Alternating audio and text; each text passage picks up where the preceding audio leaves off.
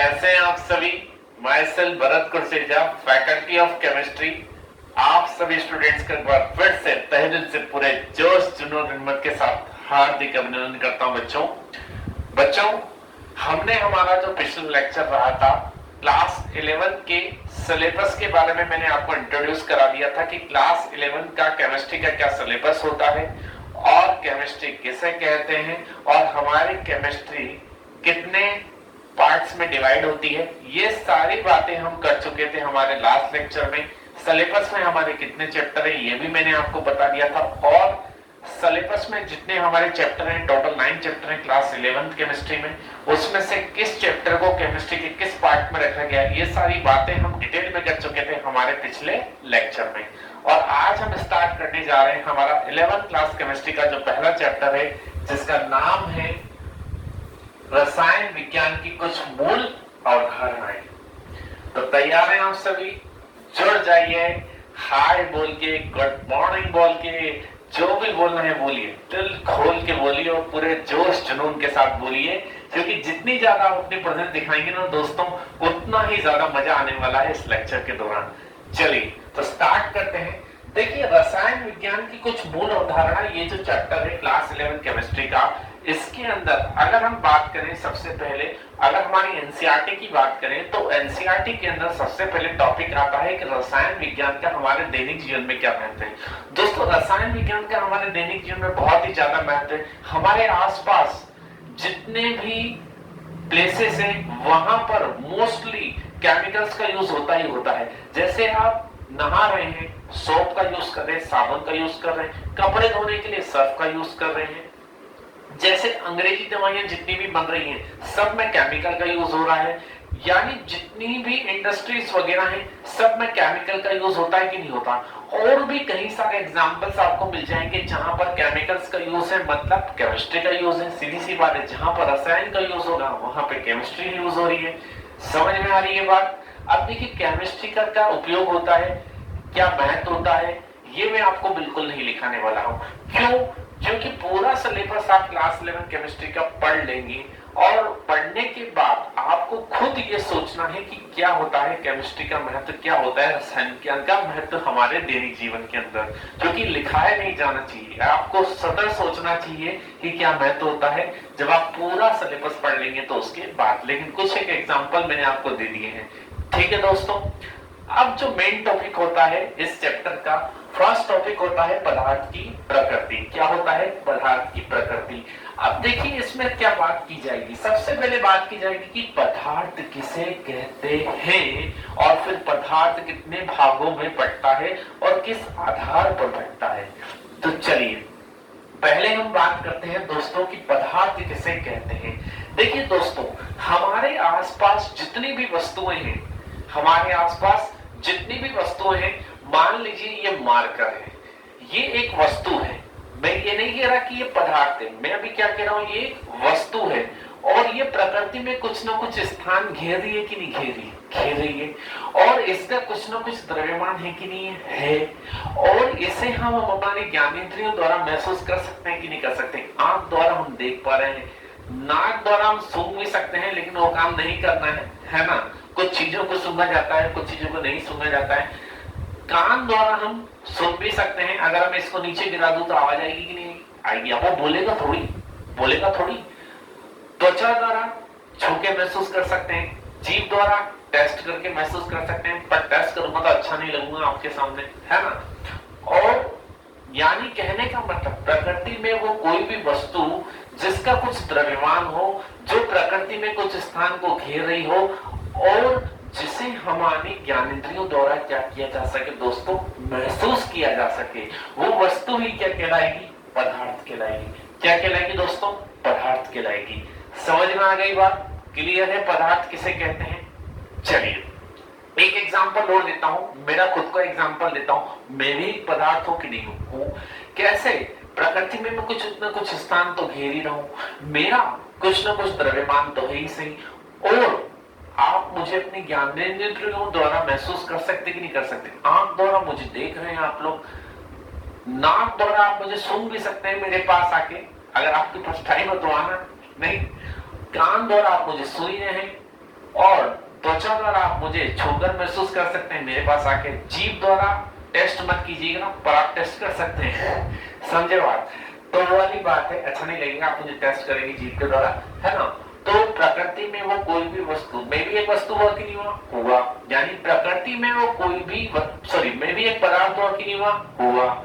यानी प्रकृति में कोई भी वस्तु जिसका कुछ ना कुछ द्रव्यमान हो, जो कुछ न कुछ प्रकृति में स्थान को घेरे, जिसको हम अपनी ज्ञानेंद्रियों द्वारा महसूस कर सकें, वो वस्तु क्या कहलाएगी दोस्तों? पदार्थ कहलाएगी। क्या कहलाएगी? पदार्थ कहलाएगी। क्लियर है? चलिए अब देखिए, बात करते हैं पदार्थ के वर्गीकरण की, कि पदार्थ को मुख्य रूप से कितने भागों में बांटा गया है। एक इसका भौतिक वर्गीकरण हो जाता है और इसका रासायनिक वर्गीकरण हो जाता है। दोस्तों, वो पदार्थ, हमारे आसपास जितने भी पदार्थ हैं, सब में समय के साथ कुछ न कुछ परिवर्तन तो होता है। अरे आप में भी परिवर्तन होता है। आज आप जितने हैंडसम हैं, जितने ब्यूटीफुल हैं, कुछ सालों बाद उससे ज्यादा हैंडसम हो जाएंगे, उससे ज्यादा ब्यूटीफुल हो जाएंगे। मैं आज जितना हैंडसम हूं नहीं हूं यार, मानता हूं तो, है ना? तो आज से कुछ सालों के बाद मैं इससे भी ज्यादा हैंडसम हो जाऊंगा, हूंगा नहीं हूंगा? यस तो लिख देना। चलिए तो वही वाली बात है कि हमारे आसपास जितने भी पदार्थ हैं ना दोस्तों, सब में समय के साथ कुछ ना कुछ चेंज तो आएगा ही आएगा। अब टाइम के साथ उनमें चेंज किस तरीके का आ रहा है? अगर पदार्थ के अंदर भौतिक परिवर्तन हो रहा है तो उसे हम कौन से वर्गीकरण में लिखेंगे? भौतिक वर्गीकरण में। अगर पदार्थ के अंदर रासायनिक परिवर्तन होता है तो हम उसको किसके अंदर रखते हैं? रासायनिक वर्गीकरण में। जैसे जस्ट एक एग्जांपल देता हूं मैं आपको। बर्फ है, बर्फ को आप पिघलाएंगे, पानी बनेगा कि नहीं बनेगा? बनेगा। पानी को वापस ठंडा करके बर्फ में कन्वर्ट किया जा सकता है कि नहीं किया जा सकता? किया जा सकता है। तो यहाँ बर्फ से पानी, पानी से बर्फ जब बना, तो वहां पे पदार्थ की केवल भौतिक अवस्था में चेंज हुआ, उसके संगठन में या उसकी प्रकृति में कोई चेंज नहीं हुआ, केवल उसकी भौतिक अवस्था में चेंज हुआ। तो इसे हम कैसा परिवर्तन बोलेंगे? भौतिक परिवर्तन। और पानी को मैं किसके अंदर रखूंगा? भौतिक वर्गीकरण के अंदर रखूंगा। तो इसी तरीके से हमारे आसपास में जितने भी पदार्थ हैं और उनमें क्या हो रहा है? भौतिक परिवर्तन हो रहा है। यानी वो कैसे गुण प्रदर्शित करते हैं? भौतिक गुण प्रदर्शित करते हैं। तो उसको किसके अंदर रखा जाएगा? भौतिक वर्गीकरण के अंदर रखा जाएगा। और हमारे आसपास जितने भी पदार्थ हैं जिनमें रासायनिक परिवर्तन होता है, जैसे जस्ट एग्जांपल, मैंने दूध लिया, दूध से मैंने दही जमा दिया, दूध से मैंने क्या किया दोस्तों? दही जमा दिया। अब जो दही बन गया, क्या उससे वापस दूध बनेगा? नहीं बनेगा। जब उससे वापस दूध नहीं बन सकता तो इस प्रकार का परिवर्तन होता है। कैसा परिवर्तन? रासायनिक परिवर्तन। और दही को मैं अब कहां रखूंगा? रासायनिक वर्गीकरण में रखूंगा कि नहीं रखूंगा? रखूंगा बिल्कुल, क्योंकि एक बार दही बन गया तो वापस और दूध बनेगा नहीं बनेगा ना। तो यानी प्रकृति में जिन पदार्थों के अंदर रासायनिक परिवर्तन हो रहा है, उन पदार्थों को कहां रखेंगे? रासायनिक वर्गीकरण में रखेंगे। कोई डाउट हो तो बताइए, कमेंट बॉक्स में लिख सकते हैं आप लोग। चलिए, अब ये तो पदार्थ के अंदर जो गुण पाए जाते हैं उसके आधार पर इसका वर्गीकरण हुआ। भौतिक गुण पाए जाएंगे तो भौतिक वर्गीकरण में रखा जाएगा पदार्थ, रासायनिक गुण पाए जाएंगे तो रासायनिक वर्गीकरण में रखा जाएगा पदार्थ। अब भौतिक वर्गीकरण के आधार पर भी पदार्थ के 3 भाग हो जाते हैं। कौन कौन से भाग हो जाते हैं दोस्तों? ठोस, द्रव, गैस। कैसे? अरे यार, भौतिक वर्गीकरण, भौतिक परिवर्तन जिन पदार्थों में होगा वही भौतिक वर्गीकरण में रखे जाएंगे, यानी जो भौतिक गुण दर्शाएंगे।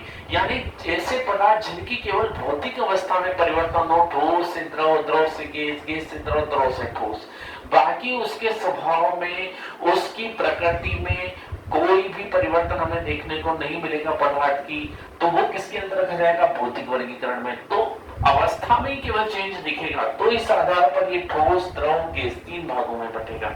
अब आप जानते हैं ठोस के अंदर जितने भी कण उपस्थित होते हैं, किसी भी ठोस पदार्थ के अंदर जितने भी कण उपस्थित होते हैं, सब के बीच में आकर्षण बल बहुत ज्यादा होता है कि नहीं होता? होता है। इसके कंपेयर में द्रव की बात करें तो द्रव में आकर्षण बल कणों के मध्य कैसा हो जाएगा? ठोस की तुलना में कम हो जाएगा। और उसके बाद अगर मैं बात करूं दोस्तों गैस की, तो गैस के अंदर आकर्षण बल और ज्यादा कम होगा कि नहीं होगा? अरे होगा कि नहीं होगा? बोलो ना, होगा। तो यहाँ पर पदार्थ के अंदर जो कण होते हैं उन कणों के मध्य जो आकर्षण बल होता है वो आकर्षण बल के आधार पर पदार्थ को ठोस, द्रव, गैस 3 भागों में बांटा जाता है। अब ये तो आप जानते हैं ठोस का आकार निश्चित होता है। जैसे ये मार्कर है, दुनिया की किसी भी जगह पर मैं इसे रख दूं, इसका आकार वही रहेगा कि नहीं रहेगा? निश्चित रहेगा। तो ठोस का आकार निश्चित होता है। द्रव, द्रव जैसे पानी है, मैं एक पानी से भरी बोतल, अब आसपास तो मेरे नहीं है पानी से भरी बोतल, मान लीजिए एक पानी से भरी बोतल है, उसको मैंने अगर किस में डाल दिया? पानी से भरी बोतल का पानी। अभी तो मैंने पानी से भरी बोतल ली है, तो जो बोतल ली होगी उसी का आकार ग्रहण किया रहेगा कि नहीं रहेगा? पानी बिल्कुल किया रहेगा। लेकिन जब मैं उसी पानी को एक पतीले में डाल दूंगा तो वो उसका आकार ग्रहण कर लेगा कि नहीं कर लेगा? कर लेगा। तो फिर उसका कोई पर्टिकुलर खुद का आकार हुआ क्या? जिस बर्तन में उसे रखा जा रहा है या जिस पात्र में उसे रखा जा रहा है उसी का आकार वो ग्रहण कर रहा है कि नहीं कर रहा? तो यानी द्रव का खुद का कोई निश्चित आकार नहीं हुआ। तो द्रव का आकार कैसा होता है? अनिश्चित होता है। होता है नहीं होता?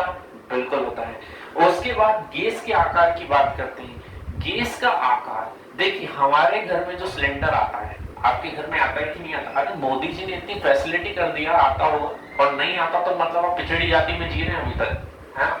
तो गैस का दोस्तों अगर हम आकार की बात करें तो हमारे घर में जो गैस आती है उसमें मुझे लगता है जहां तक 14 किलो गैस होती कि नहीं होती? अब जैसे एक बाल्टी है, बाल्टी में पानी भरा हुआ है, जैसे बाल्टी में पानी भरा हुआ है ना, वैसे ही जो गैस की टंकी है उसमें क्या भरी हुई है? गैस भरी हुई है। अब उस गैस ने किसका आकार ग्रहण कर रखा है? उस टंकी का आकार ग्रहण कर रखा है। यदि मैं उसी गैस में भरी हुई टंकी को, ये जो जिस रूम में मैं आपको पढ़ा रहा हूं, इसी रूम में अगर उस पूरी गैस को मैं फिल कर दूं और बिल्कुल पैक कर दूं इस रूम को, बिल्कुल बाहर से ना अंदर कोई आ सके, अंदर से कोई बाहर न जा सके वाली कंडीशन कर दूं, यानी बिल्कुल पैक कर दूं रूम को, तो फिर इस पूरे रूम का आकार ले लेगी कि नहीं ले लेगी वो गैस? पहले तो उसने सिलेंडर का आकार लिया हुआ है, जब वो सिलेंडर में, जब मैं इस रूम में छोड़ दूंगा तो इस रूम का आकार लेगी कि नहीं लेगी? लेगी। तो फिर खुद का कोई निश्चित आकार हुआ क्या गैस का? नहीं हुआ। नहीं हुआ ना? चलिए, तो ठोस के आयतन की बात करते हैं। आयतन क्या होता है? सबसे पहले इस चीज को समझे। आयतन, प्रकृति में वस्तु जितना स्थान घेर रही है उसका क्या है? आयतन। मैं प्रकृति में जितना स्थान घेर रहा हूं मेरा क्या है? आयतन। आप प्रकृति में जितना स्थान घेरे वो आपका क्या है दोस्तों? आयतन। तो प्रकृति में ठोस वस्तु की द्वारा घेरा गया स्थान निश्चित होता है कि नहीं होता है?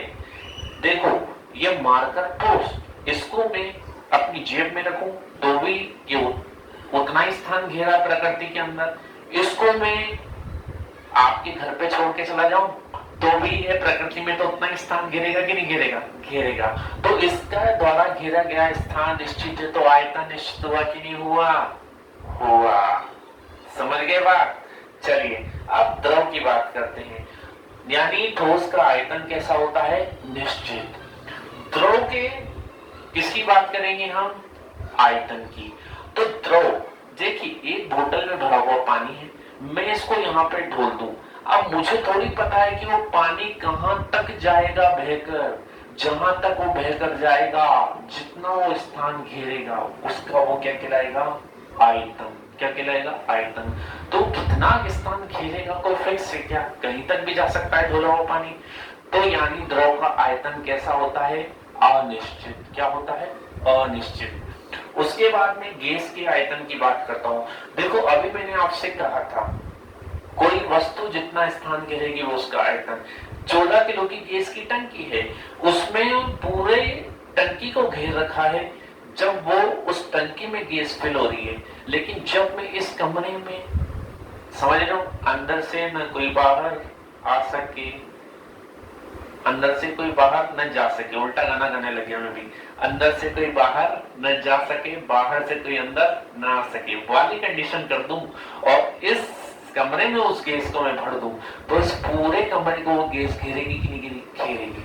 जब टंकी में है तो पूरी टंकी को घेर रही है, जब इस कमरे में है तो इस पूरे कमरे को घेर रही है। तो खुद का कोई पर्सनल आयतन हुआ क्या, उसके द्वारा घेरा गया स्थान निश्चित हुआ क्या, नहीं हुआ। तो आयतन कैसा होता है, गैसों का अनिश्चित होता है। क्लियर है?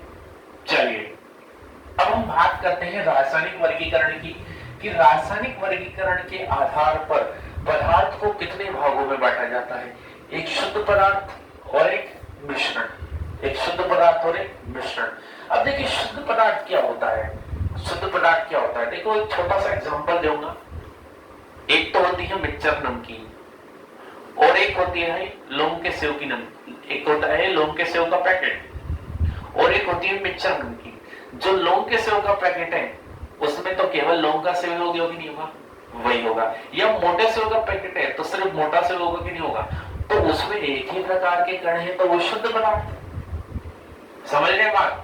लेकिन जो मिक्सचर नमकीन है भाई साहब उसमें तो सब होगा, पपड़ियां भी होंगी, मूंगफली भी होगी, दाल भी होगी, सब होगा।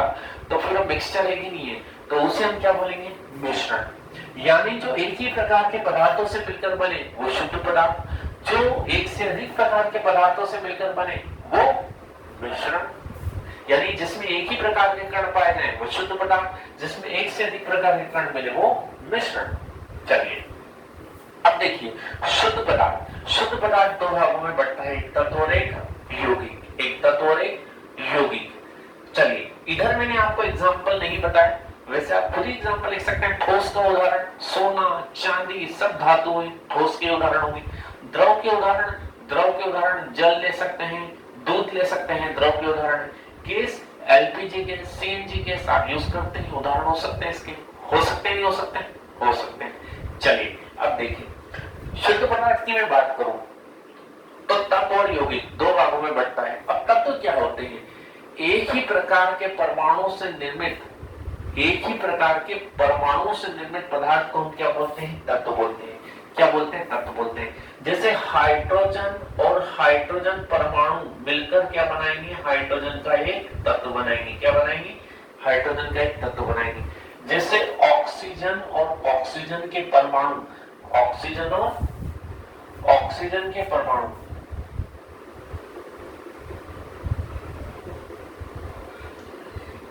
जैसे ऑक्सीजन और ऑक्सीजन के परमाणु आपस में जब मिलेंगे तो ऑक्सीजन का क्या बनाएंगे, तत्व बनाएंगे। क्या बनाएंगे, तत्व बनाएंगे।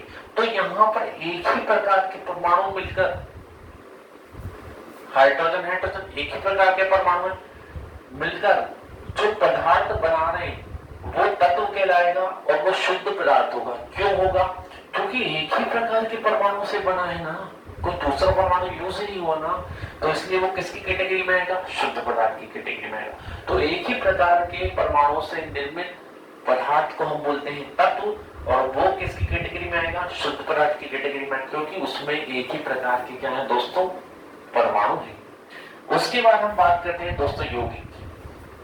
ऐसे ही एग्जांपल हो जाएगा, ऑक्सीजन के परमाणु लेकर ऑक्सीजन का एक तत्व बनाएंगे। ऐसे यौगिक की हम बात करें तो दोस्तों यौगिक की परिभाषा क्या कहती है, यौगिक की परिभाषा ये कहती है कि दो या दो से अधिक तत्वों या परमाणु के निश्चित अनुपात में संयोग करने से क्या बनता है, यौगिक। दो या दो से अधिक प्रकार के तत्वों या परमाणुओं के निश्चित अनुपात में संयोग करने से क्या बनता है, यौगिक। अब यहां पर चलो ये तो समझ में आता है कि यौगिक कैसे बनता है, लेकिन अगर दो या दो से अधिक प्रकार के तत्वों या परमाणुओं से ये निर्मित होगा तो शुद्ध कैसे होगा, क्वेश्चन बनता है।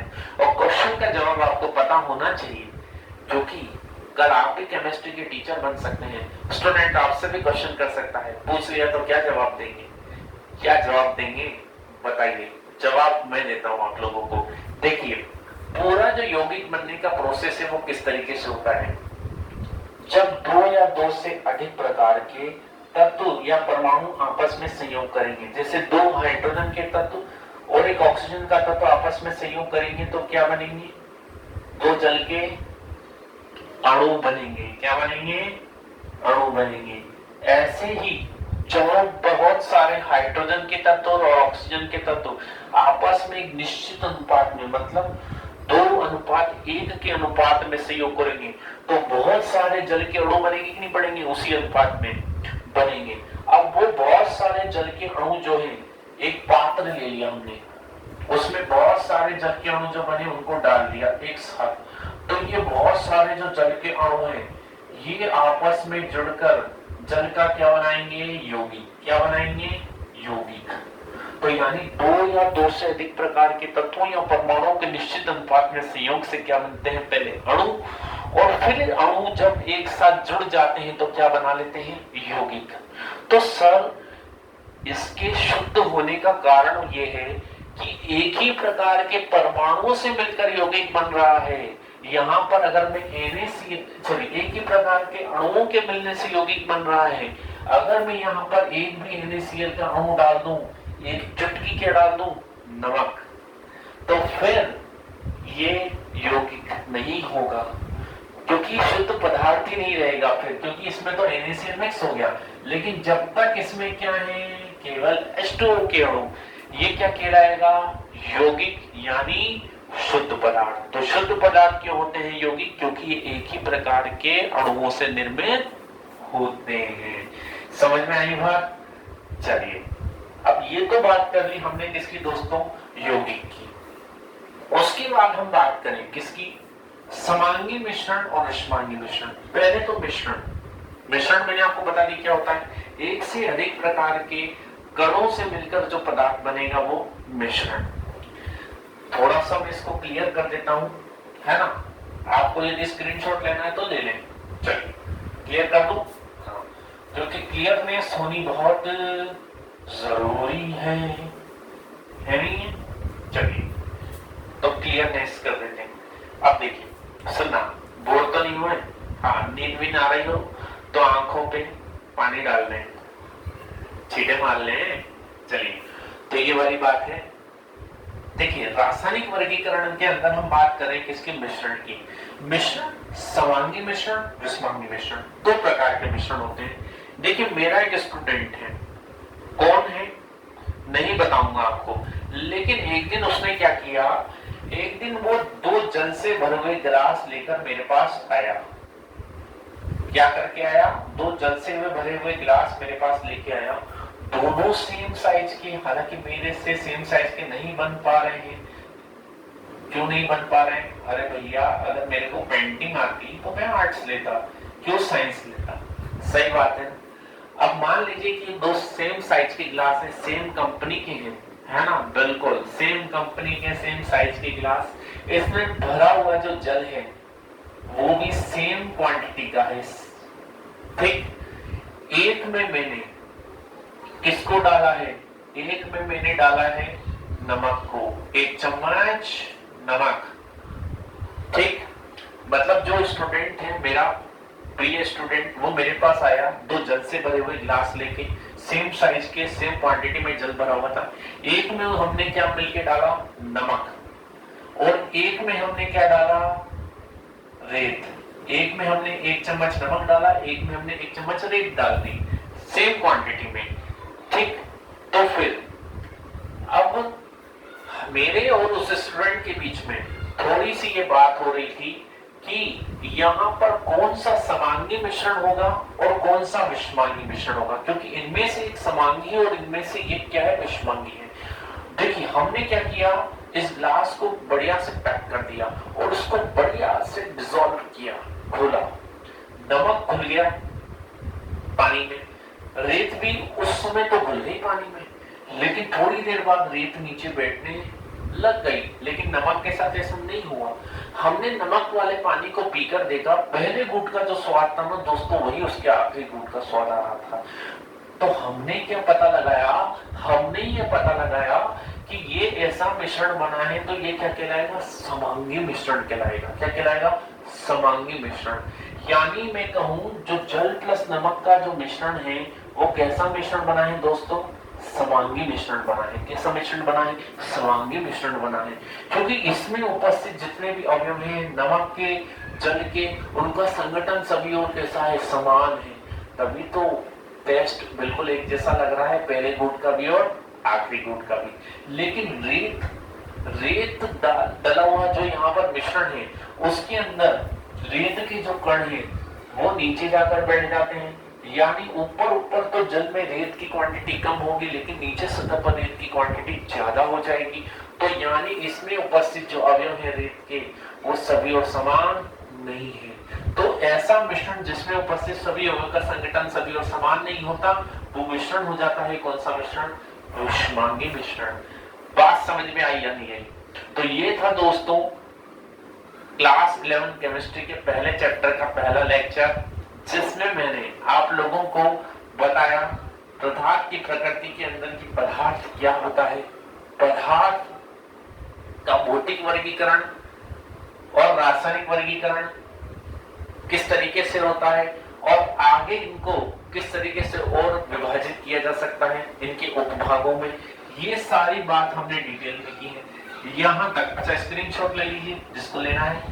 यहां तक अगर किसी को कोई भी डाउट आता है तो कमेंट बॉक्स में बिल्कुल लिख सकते हैं आप, और अगर आपको इसके डिटेल्ड नोट्स चाहिए तो मेरे इस नंबर पर आप व्हाट्सएप कर सकते हैं। मैं नंबर लिख रहा हूं, ठीक, 8890654824। मेरे इस नंबर पर आप व्हाट्सएप करके हाय लिख सकते हैं, और उसमें आप लिख सकते हैं कि सर 11th क्लास केमिस्ट्री के हिंदी मीडियम के नोट्स प्रोवाइड करा दीजिए, तो मैं आपको ये डिटेल नोट्स वहां पर व्हाट्सएप कर दूंगा। अगर आपको नोट्स चाहिए तो डिटेल नोट्स। तो मिलेंगे दोस्तों नेक्स्ट लेक्चर में। अगर आपको ये वीडियो अच्छा लगा, लेक्चर अच्छा लगा, तो लाइक जरूर करना, चैनल का सब्सक्राइब कर देना और शेयर कर देना लेक्चर को अपने उन साथियों के साथ जो कर रहे हैं board, NEET, JEE, CUET, JET, किसी भी एग्जाम की प्रिपरेशन। सबके लिए आपको फायदा दिलाएगा लेक्चर। तो मिलते हैं नेक्स्ट लेक्चर में इसी चैप्टर के अगले टॉपिक के साथ। तब तक के लिए आप सभी बच्चों का तहे दिल से धन्यवाद। जय श्री कृष्ण।